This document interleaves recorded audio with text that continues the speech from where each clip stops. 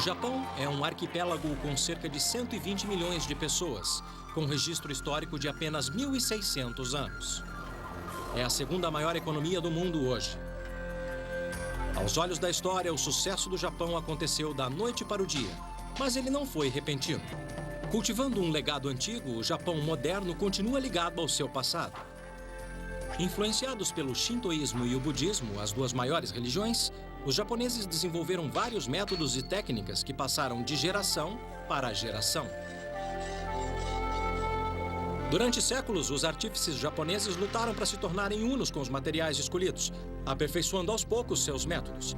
Embora muitos ofícios lutem para se manter no mercado moderno, a essência dessa sabedoria permanece. Ela foi a chave do sucesso do Japão, e ainda é. E eu vou lhes mostrar como a sabedoria da antiguidade ajuda a explicar a maravilha industrial do Japão moderno.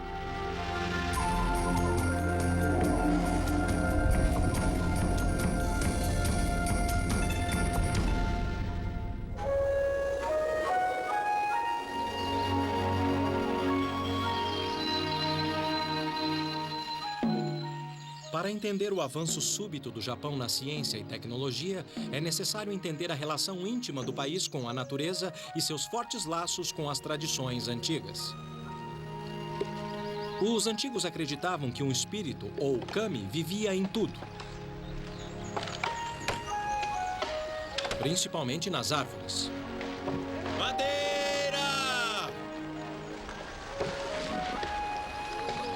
Porque, segundo uma lenda antiga, os primeiros japoneses vieram dos céus, descendo de ciprestes.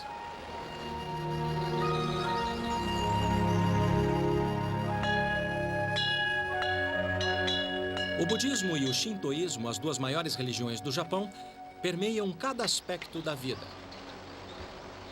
Arraigados ao shintoísmo, os japoneses desenvolveram um modo único e próprio, técnicas e métodos aguçados, voltados para descobrir o espírito, a essência das coisas.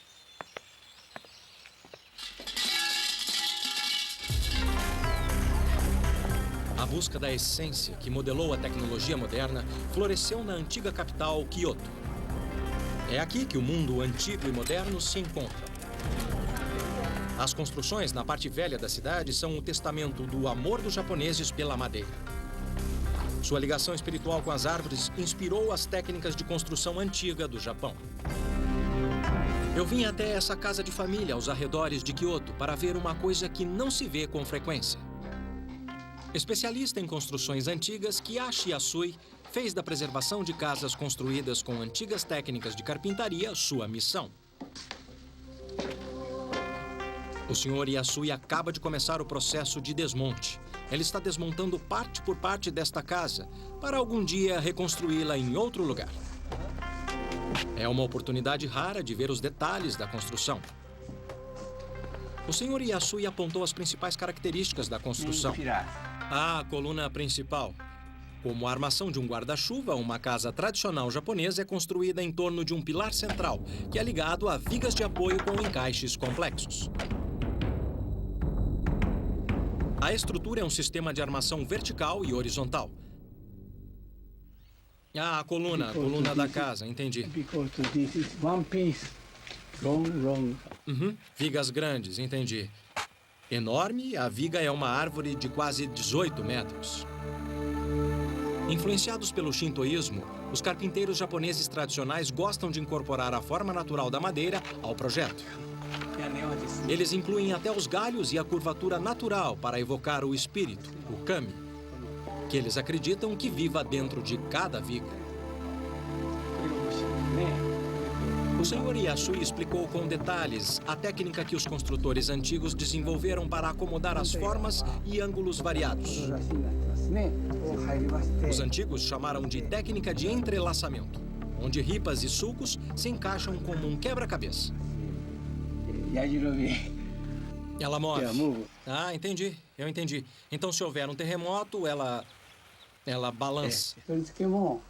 A flexibilidade e durabilidade da estrutura repousam nas engenhosas juntas entrelaçadas.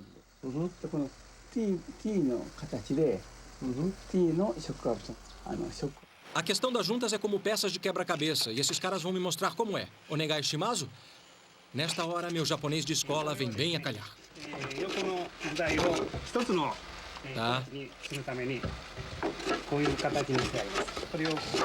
Este é um daiku, tradicional mestre carpinteiro japonês.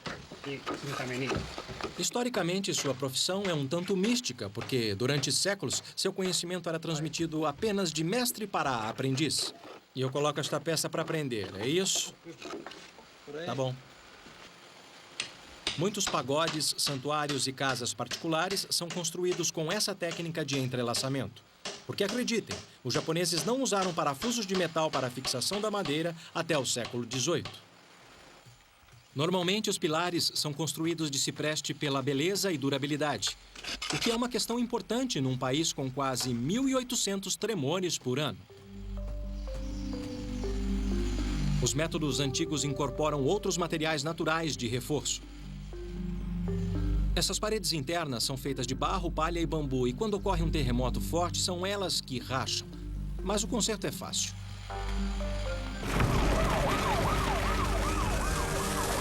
Em 1995, um terremoto de 9,6 em Kobe destruiu 100 mil residências construídas no estilo tradicional em apenas 20 segundos, deixando 300 mil pessoas desabrigadas e matando milhares.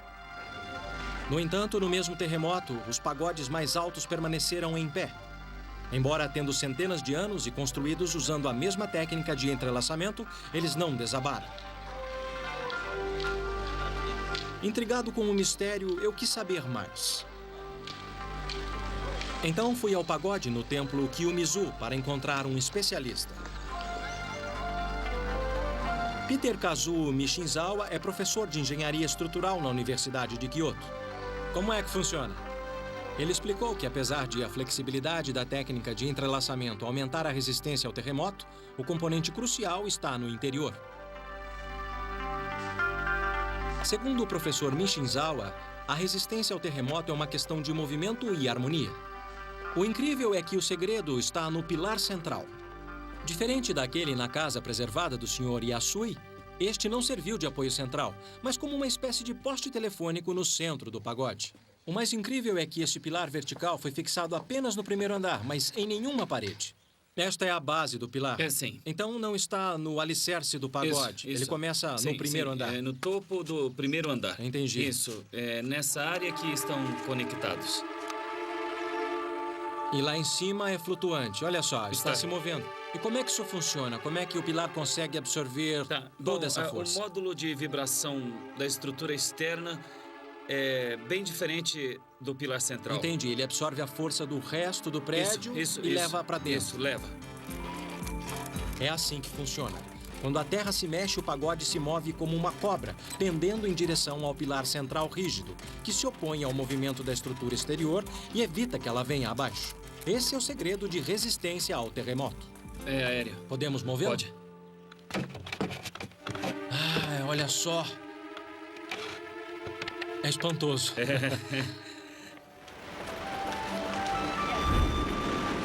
A tecnologia do pagode antigo foi incorporada na construção de um dos mais novos arranha-céus de Tóquio.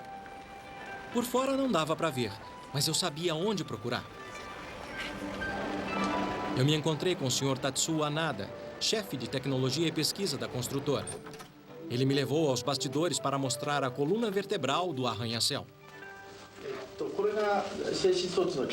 O Sr. Anada salientou que o conceito da coluna central foi adaptado nas 4 colunas que dão suporte ao prédio.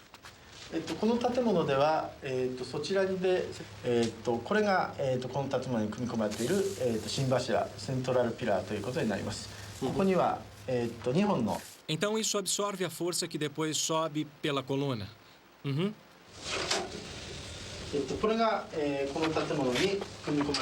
4 colunas de aço maciço formam o núcleo flexível desse arranha-céu de 37 andares. Uhum. Hoje, os engenheiros modificam o conceito de coluna livre do pagode. Usando placas de aço flexível, eles conectam as colunas à superestrutura do prédio. Então, isso absorve o choque. O modelo mostra as colunas como tiras elásticas que permitem que o prédio oscile quando a terra se mexe. Até agora, nenhum dano por terremoto foi registrado. E funciona mesmo. É, sim. Um período na história deixou uma marca profunda no Japão moderno. O tempo dos guerreiros samurais. O símbolo desse tempo ficou famoso no mundo, a espada samurai. Hoje, seus segredos são usados para salvar vidas, em vez de tirá-las. Há muitas formas de manter contato com a história. A antiga arte do Laido provém do grupo que testava as espadas. Através do Laido, eles testavam o equilíbrio, a flexibilidade da espada e se ela faria seu papel. Olhando, você acha que isso não exige esforço. Na verdade, essa espada é bem pesada. Tem aproximadamente 70 centímetros de comprimento e pesa quase 1 quilo. O domínio de vários golpes com elegância requer muita prática.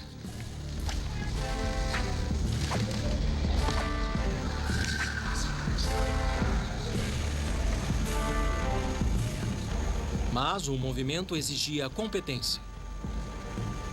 Eu não sabia que era tão difícil guardar a espada na bainha, sem cortar o dedo fora.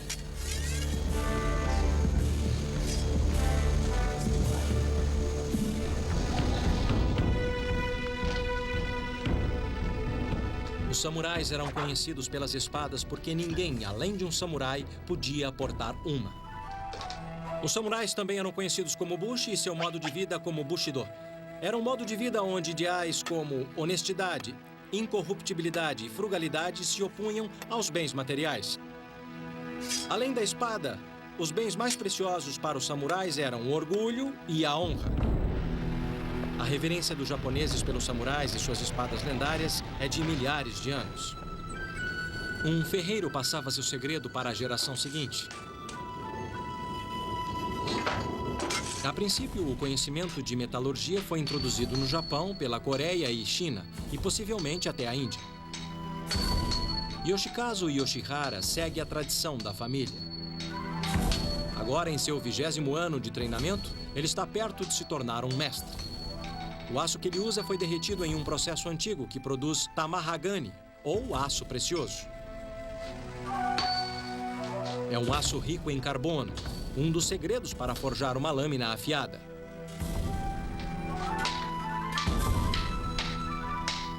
Uma espada começa como um lingote cuidadosamente selecionado de pedaços de tamahagani forjados juntos. Depois de selecionar a mistura perfeita de aço, o Sr. Yoshihara pode tirar vantagem das variações naturais do aço. Isso pode parecer surpresa, mas são as variações que dão à espada beleza, personalidade e eficiência também. O lingote é dobrado, martelado e esfriado várias vezes, criando milhares de camadas fundidas uma à outra. Pela cor do metal aquecido, o ferreiro sabe quando a temperatura está correta. Na 10ª geração de mestres artífices, o Sr. Yoshihara é um tesouro vivo do Japão. O governo japonês o reconheceu como exemplo da tradição antiga na arte de fazer espadas. Qual é o segredo para se fazer uma espada perfeita? O mestre Yoshihara acredita que primeiro você deve seguir sua própria natureza. Se você for natural e firme em sua crença e flexível no modo de lidar com a vida, então seu espírito habitará a lâmina e a tornará perfeita.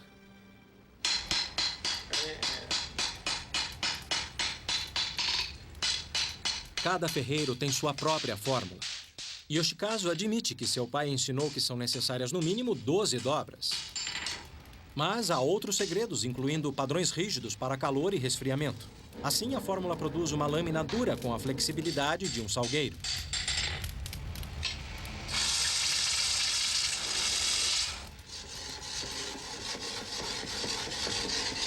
Finalmente, ela é polida à perfeição. Hoje, a história mortal da espada é esquecida facilmente diante de sua beleza marcante.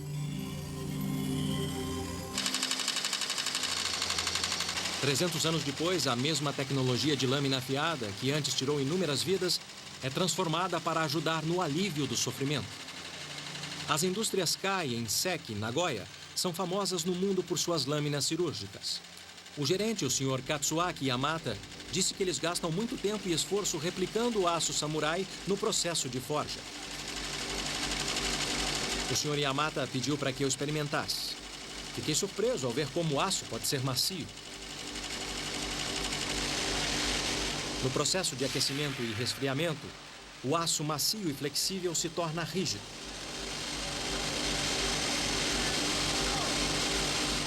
É tudo uma questão de carbono. Sob o microscópio eletrônico, partículas de carbono estão presentes na superfície do aço não processado. Depois de uma série de aquecimento e resfriamento, as partículas de carbono vão para dentro da lâmina, conferindo força ao aço. Já na espada samurai, o aço final mostra camadas produzidas pelas dobras, que dão flexibilidade às lâminas. Esses instrumentos de precisão usados para microcirurgias são um legado duradouro dos ferreiros antigos. Na história japonesa, o conhecimento antigo e a tecnologia moderna estão quase sempre lado a lado. Aqui na cidade de Seki, um centro tradicional na fabricação de espadas samurais, a corporação Kai é a principal fabricante de instrumentos de corte do Japão. Como nos tempos dos samurais, a melhor lâmina é flexível e não perde o corte. As guerras marcaram a era samurai. Medidas de segurança engenhosas protegiam um comandante supremo ou shogun de ataques furtivos. Parece uma casa de passarinho aqui dentro. Mesmo no Castelo Nijo, em Kyoto, o shogun nunca se sentia totalmente seguro. Então, para se prevenir de intrusos, ele instalou o chamado piso rouxinol. É um piso que canta como se fosse um rouxinol. Ele funciona assim. Montado em cima de tábuas de assoalho, presilhas de ferro são friccionadas, criando o som de um gorjeio quando alguém pisa nas tábuas. A inovação sublinhou a era samurai até o fim. Foi um tempo de paz. Sem a ameaça constante de guerra, a vida de um samurai continuou sendo definida pelo ritual. Foi quando a famosa cerimônia do chá se desenvolveu. A cerimônia do chá se tornou tão popular que iniciou uma indústria, principalmente na antiga capital, Kyoto. Adornando as cerimônias de chá dos samurais, milhares de xícaras e tigelas chamadas de louças kiwaki eram modeladas à mão para incorporar o espírito especial da cerimônia. Apesar de a cerâmica estar entre os materiais naturais mais antigos da humanidade, o método de produção permaneceu constante. A modelagem secular da argila deu aos japoneses um profundo conhecimento da capacidade dos materiais. Embora a eletricidade tenha substituído a roda de pedal, poucos oleiros, como o mestre Imi, mantêm a antiga tradição kiwaki viva. Ele me deu uma lição da arte antiga de modelar.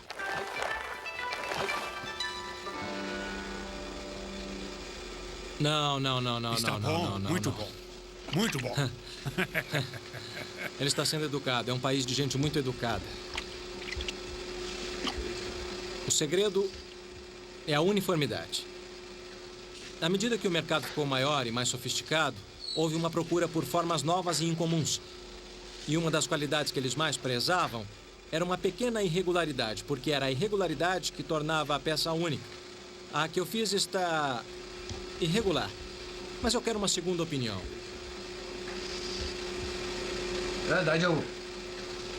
Nada mal. Ah.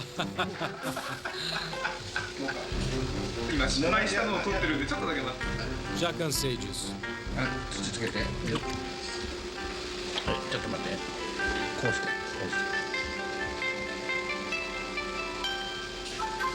Se não tomar cuidado, nessa etapa você pode perder todo o trabalho.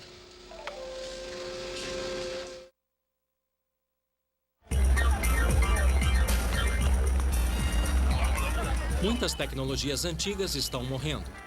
Ainda que no Japão, velho e novo vivam lado a lado. O que seus ancestrais sabiam é usado pelos japoneses de hoje para aplicações novas e pioneiras. Quando se trata de eletrônicos, o Japão revolucionou o nosso mundo.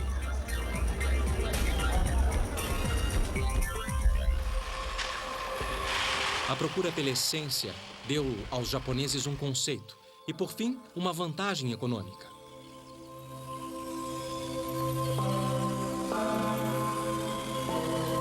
No Japão, a miniaturização é uma tradição antiga e até agora ninguém soube me explicar exatamente por quê.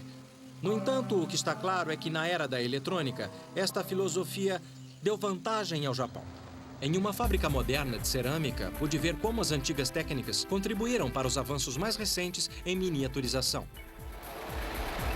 Os fundadores da Murata Manufacturing aliam com orgulho a origem da empresa no século XVII às tradições da cerâmica antiga em Kyoto. Em vez de louças, agora eles fabricam componentes eletrônicos. O Sr. Tetsuya Ekita, chefe de desenvolvimento da Murata, me apresentou um de seus produtos básicos de cerâmica. Tetsuya, você poderia me dizer o que é isso? Sim, é uma placa cerâmica para circuitos. Placa de circuito. Sim. Depois de séculos trabalhando com argila, os cientistas em Murata mudaram o curso da história tecnológica. Desenvolveram cerâmicas inovadoras. Assim como um material clássico, elas podem ser moldadas em qualquer formato. Mas o melhor é que elas têm propriedades elétricas. Os antigos fornos foram substituídos por fornos eletrônicos que operam em temperaturas precisas. Da mistura de componentes até o resfriamento das placas acabadas, o controle preciso é a chave para o sucesso. E ela está quente mesmo quando sai. Mas não sai quente, porque a zona de resfriamento fica aqui. Ela esfria, tá Isso. bom. Pois é. Vamos ver. Essas placas de circuito são cerâmicas preparadas com propriedades agregadas. Essa placa já está pronta, né? Está totalmente acabada. Sim. Eis a diferença. As cerâmicas clássicas não têm utilidade elétrica. Mas quando a Murata combina óxidos metalocerâmicos apropriados, eles criam uma variedade de cerâmicas técnicas com propriedades elétricas exploráveis. As microestruturas internas dessas cerâmicas dielétricas reagem de forma diferente quando se aplica voltagem. Enquanto alguns componentes cerâmicos bloqueiam o fluxo de elétrons, outros respondem mecanicamente fazendo um componente vibrar ou pulsar e fazer coisas como tocar seu celular.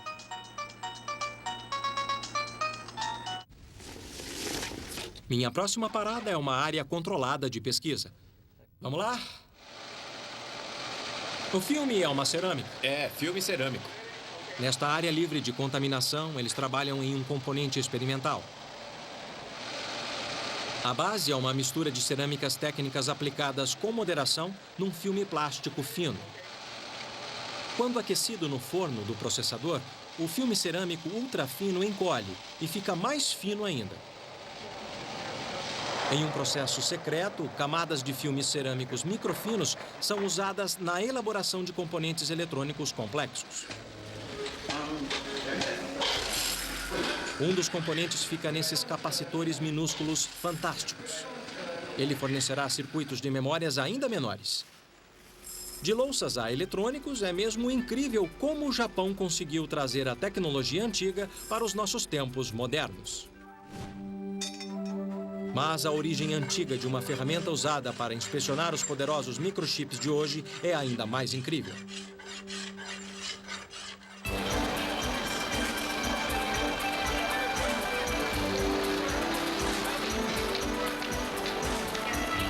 O agitado distrito Akihabara de Tóquio é um bazar gigante de eletrônicos, onde você pode achar o que há de mais novo em eletrônicos compactos.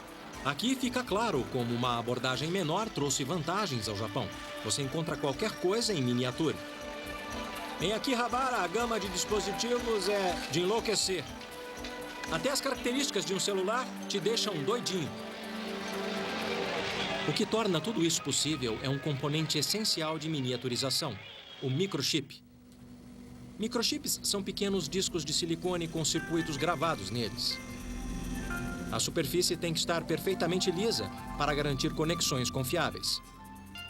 Na Yamashita Denso Corporation, o Sr. Mitsuo Yamashita, o presidente, me apresentou uma aplicação moderna surpreendente da técnica antiga.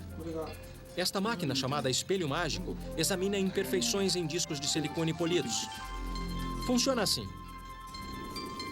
Raios de luz batem na superfície lisa e refletem no mesmo ângulo. Qualquer desvio na superfície faz com que eles reflitam em ângulos diferentes. Essas imperfeições são tão sutis que não dá para ver a olho nu. Parece bom. Usando o princípio de reflexão, a máquina pode detectar imperfeições na superfície de menos de 2 nanômetros, que são de 2 a 3 bilionésimos de 1 metro. Elas aparecem como áreas escuras onde a superfície não está lisa.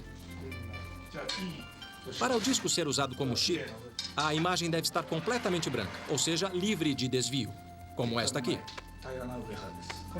Espelho mágico ou tecnologia Makio tornou-se um padrão mundial. Mas por que é chamado de espelho mágico? Mais uma vez, a resposta está no passado.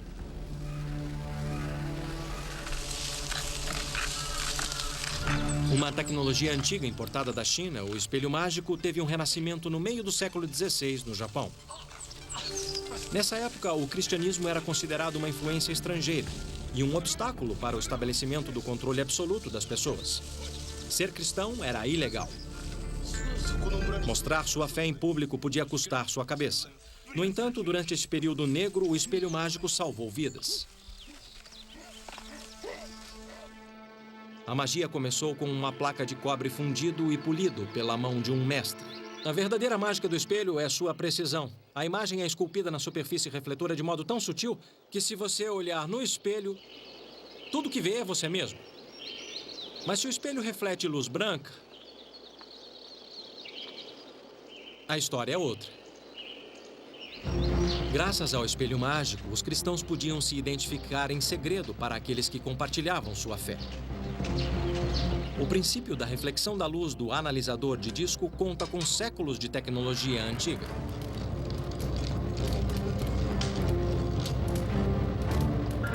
Para descobrir como a imagem fica dentro do espelho, eu visitei uma oficina tradicional em Kyoto. A família Yamamoto faz espelhos mágicos há quase 200 anos. Eles seguem um processo antigo com poucos toques modernos. O cobre é derretido a cerca de 1.300 graus centígrados nessa pequena fornalha a gás. Embora seja uma receita secreta da família, dizem que os melhores espelhos são feitos de 5 partes de chumbo, 15 partes de estanho e 80 partes de cobre. Um pouco de palha queimada filtra qualquer impureza da superfície quando este é despejado no molde. Parecia tão simples que eu resolvi tentar. Vamos lá. Isso me deixa um pouco nervoso. Ah, isso é quente demais. Ai, mais quente que 1000 churrascos. Agora, o truque é despejar sem espirrar e queimar meu pé. Parece que o meu rosto está queimando. Pronto. Vamos ver se esse vai ser mágico. Por alguma razão, eu acho que não.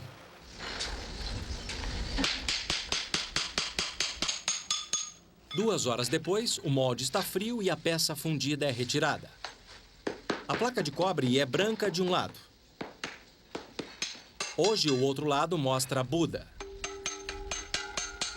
Porém, durante a perseguição, um fundo falso ocultava uma imagem cristã. E aí começa o processo mágico de acabamento.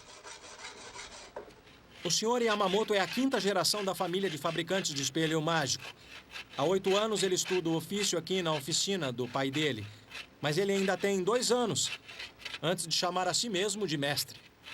É o tempo que leva para aprender o toque.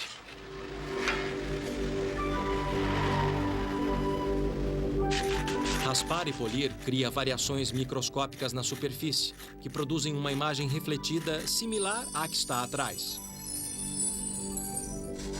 São necessárias semanas de raspagens cada vez mais refinadas para criar a imagem na superfície do espelho. O Sr. Yamamoto usa um pedaço de carvão, como este aqui, para a etapa final no processo de polimento. Como não pode ver se poliu corretamente, ele tem que sentir. O processo inteiro leva quase 3 meses, do começo ao fim, mesmo para o artífice mais habilidoso. Somente um toque experiente revelará, por fim, a imagem mágica. Quando o espelho está polido, ele é coberto com uma fina película de níquel. Até este momento, parece um espelho comum. Para a etapa final do processo, ele é levado para fora para ver se a imagem de trás é refletida pela frente. Se a luz estiver certa,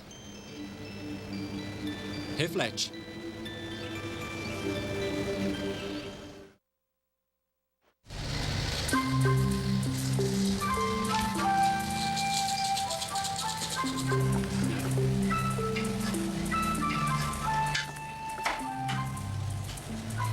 Muitas das tecnologias do Japão moderno são baseadas em adaptações que datam de 300 anos, do período Edo.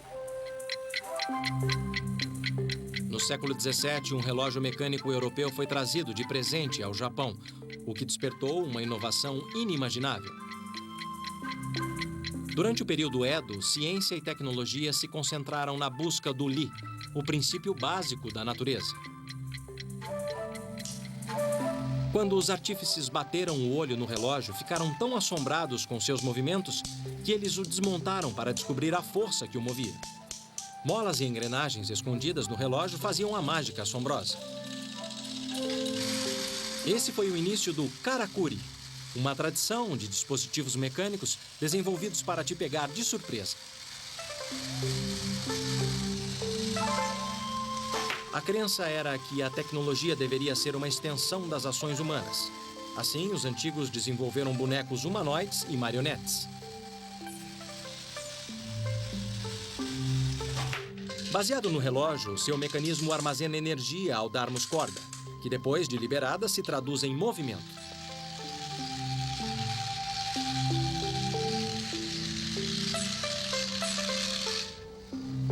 Na tradição karakuri, a tecnologia fica escondida para que você não saiba por que o dispositivo faz o que faz.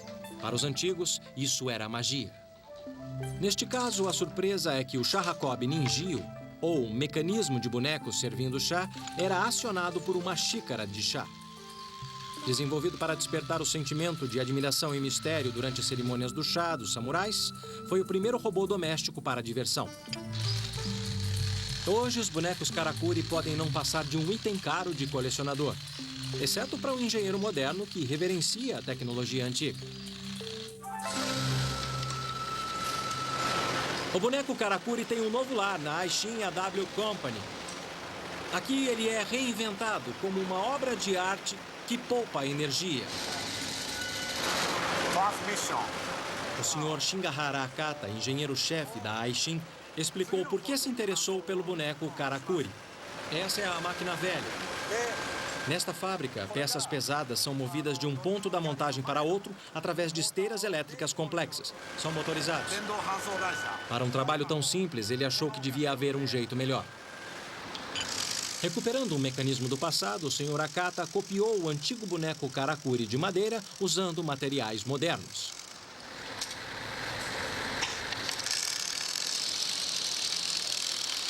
Duas propriedades do mecanismo karakuri chamaram sua atenção.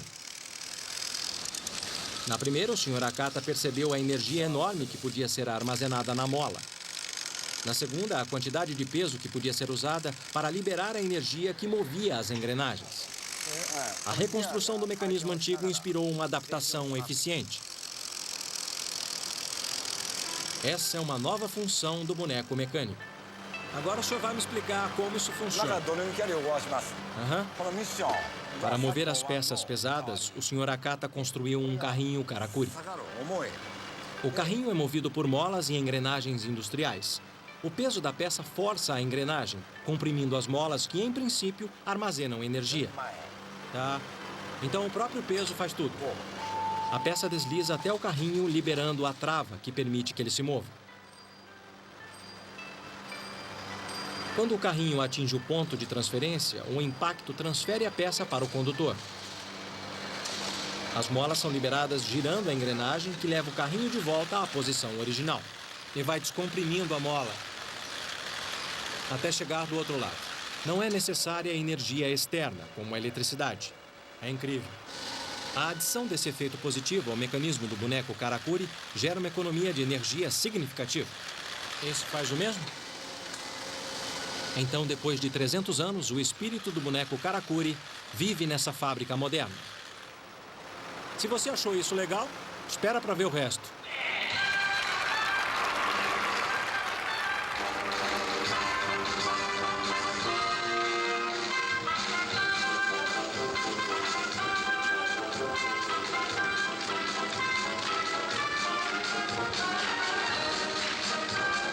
É mais incrível ainda. Eles me disseram que os robôs estão tocando pra valer.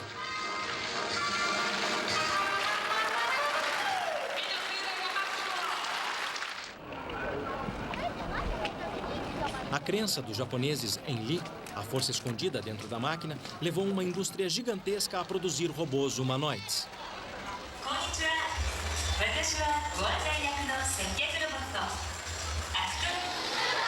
As crianças japonesas adoram. Desde pequenas, elas aprendem como interagir com eles.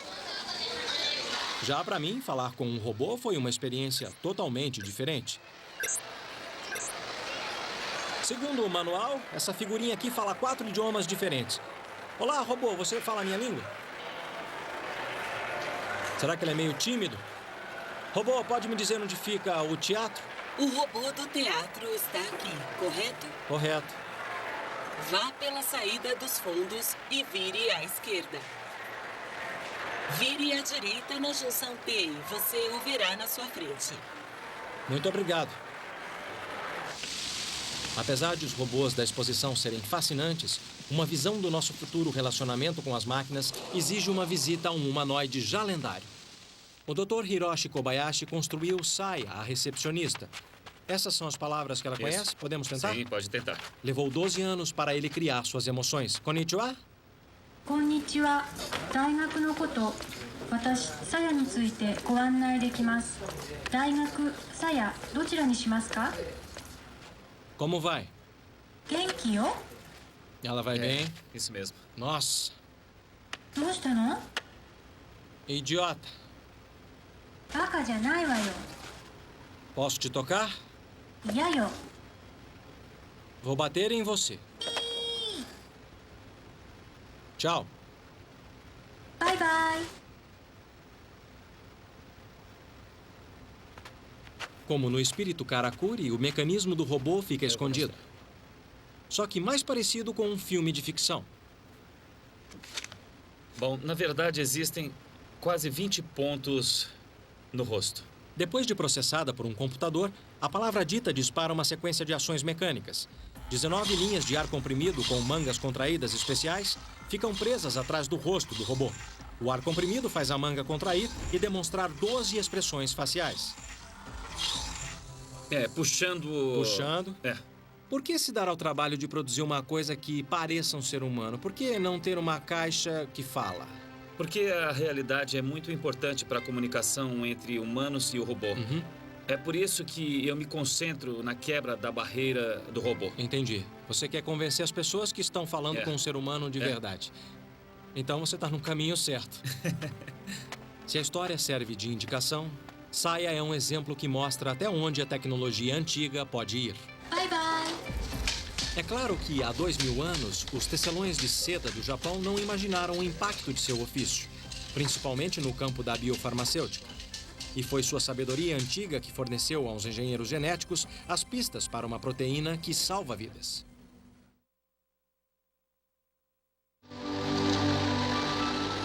A parte norte do interior do Japão é coberta por fileiras de árvores como esta.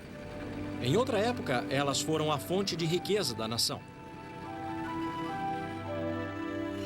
O milagre da seda começa com a amora. Aquilo que entra no bicho da seda, como folha, sai como seda. Um processo que os japoneses exploram e estudam há séculos. Mas agora, em dias de algodão e poliéster, o processo por si só está sendo transformado. É incrível pensar que a seda faz parte da cultura do Japão há mais de 2000 anos. A sericultura foi trazida ao Japão por volta de 300 anos antes de Cristo. Desde então, famílias por todo o Japão produziam o tecido precioso à mão. Um kimono criado com seda feita à mão é um bem de família que pode chegar a custar $40 mil. O custo está no artesanato. Yuki, antigo centro produtor de seda, ainda possui algumas oficinas tradicionais. Aqui, tecidos de seda com padrões complicados são tecidos em teares inspirados na antiga tecnologia chinesa. Mas gerações de mestres como Akira Suto aperfeiçoaram esse processo de amarração com nó único. Ele está preparando o fio para várias fases de tintura, que por fim criarão padrões sutis. Mas primeiro é preciso ter o fio. É o segredo da seda japonesa. A fibra de seda é uma secreção de duas glândulas da cabeça do bicho da seda, que cria o casulo. A lagarta leva de 2 a 3 dias para fazer o casulo, enrolando o fio que tem mais de 1,5 km de comprimento. A seda seca quando entra em contato com o ar. A senhora Murata me mostrou como enrolar o fio na tradição antiga de modo frouxo e não apertado. Konnichiwa. Arigato. Arigato. É preciso muita habilidade para desenrolar os casulos do bicho da seda. Quando os casulos são desenrolados, a seda é puxada e torcida em um fio. A saliva a deixa macia. É mais difícil do que parece. O truque é deixar a seda sempre com a mesma espessura. Leva tempo para aprender.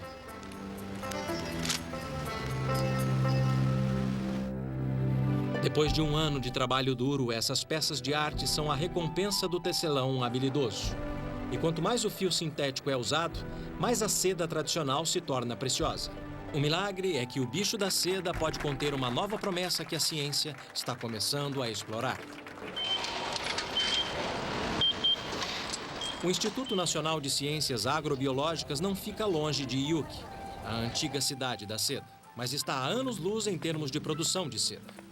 Eu me encontrei com o Dr. Toshiki Tamura, chefe geneticista do laboratório. E aqui estão eles, os pequenos bichos da seda.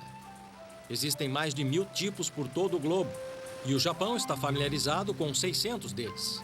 Considerando a história do Japão, não é à toa que seus cientistas estão à frente na decodificação do genoma do bicho da seda. Que estranho. Acontece que a seda é uma proteína. Os cientistas aqui na fábrica de insetos da NIAS estão testando bichos da seda geneticamente modificados que não produzem seda, e sim proteínas que podem ser usadas para fins medicinais. Testes revelam que eles estão fazendo progresso. O primeiro desafio é redefinir o DNA do bicho da seda para aceitar um novo gene. Para testar o conceito, a equipe do Dr. Tamura injeta gene de água-viva para a luminescência. Se eles conseguirem juntar em seus DNAs, os bichos da seda desses óvulos serão verdes sob a luz ultravioleta. Esses bichos da seda modificados geneticamente podem produzir proteínas úteis, tais como o interferon, que é usado contra o câncer. Se der certo, a nova biotecnologia pode fazer do Japão o maior jogador do super lucrativo mercado farmacêutico. O que ele está olhando? O bicho da seda? O bicho da seda. Ele está olhando, como você pode ver aqui. O Dr. Tamura explicou que o brilho verde é a prova que o gene fluorescente da água-viva foi introduzido com sucesso no DNA do bicho da seda. A próxima etapa é crucial para o sucesso da equipe.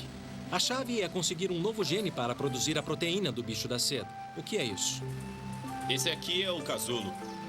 O casulo brilhante significa que a junção biotécnica foi um sucesso.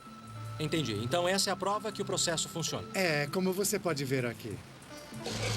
A equipe está no caminho certo para colocar o bicho da seda na luta contra o câncer e acrescentar outra inovação no nosso mundo moderno, baseado na sabedoria da antiguidade. Andando por Tóquio à noite, eu percebi o quanto a tecnologia japonesa tem sua raiz nas tradições antigas.